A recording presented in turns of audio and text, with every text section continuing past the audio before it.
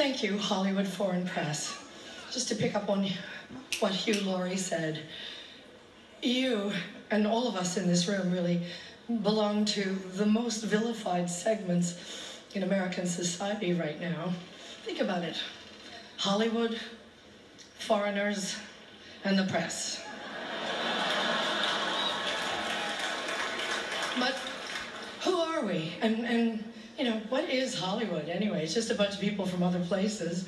I was born and raised and educated in the public schools of New Jersey. Viola was born in a sharecropper's cabin in South Carolina, came up in Central Falls, Rhode Island. Sarah Paulson was born in Florida, raised by a single mom in Brooklyn. Sarah Jessica Parker was one of 7 or 8 kids from Ohio. Amy Adams was born in Vicenza, Veneto, Italy. And Natalie Portman was born in Jerusalem. Where are their birth certificates?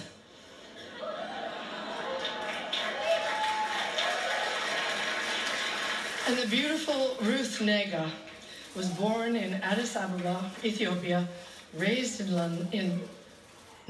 Ireland, I do believe. And she's here nominated for playing a small-town girl from Virginia. Ryan Gosling, like all the nicest people, is Canadian. And Dev Patel was born in Kenya, raised in London, and is here for playing an Indian raised in Tasmania. So Hollywood is crawling with outsiders and foreigners. And if we kick them all out, you'll have nothing to watch but football and mixed martial arts, which are not the arts.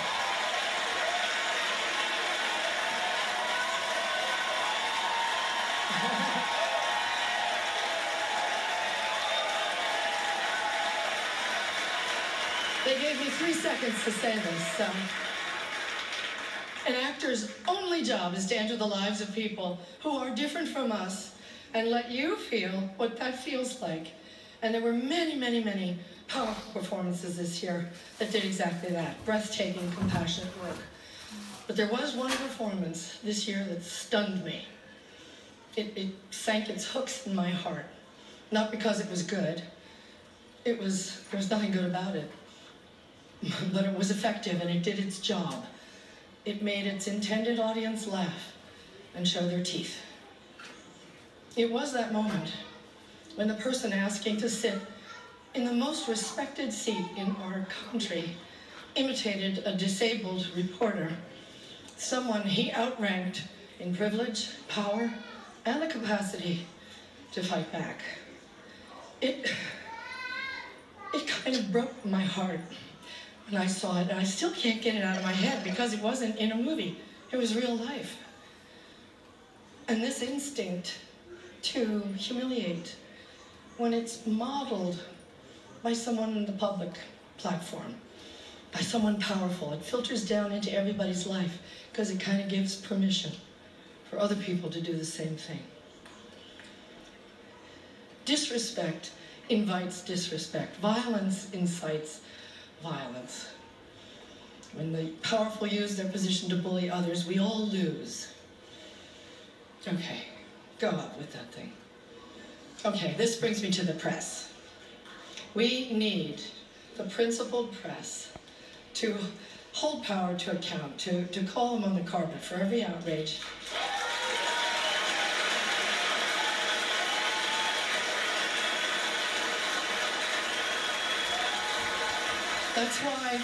That's why our founders enshrined the press and its freedoms in our Constitution. So I only ask the famously well-heeled Hollywood Foreign Press and all of us in our community to join me in supporting the committee to protect journalists, because we're going to need them going forward, and they'll need us to safeguard the truth. One more thing.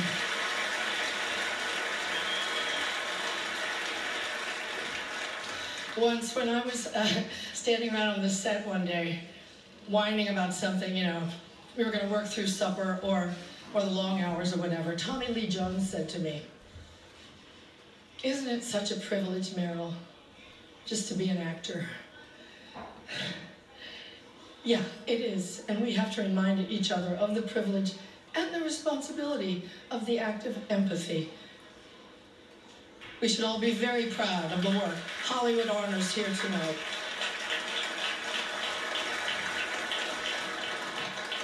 As my friend, the dear departed Princess Leia, said to me once, take your broken heart, make it into art. Thank you, Frank.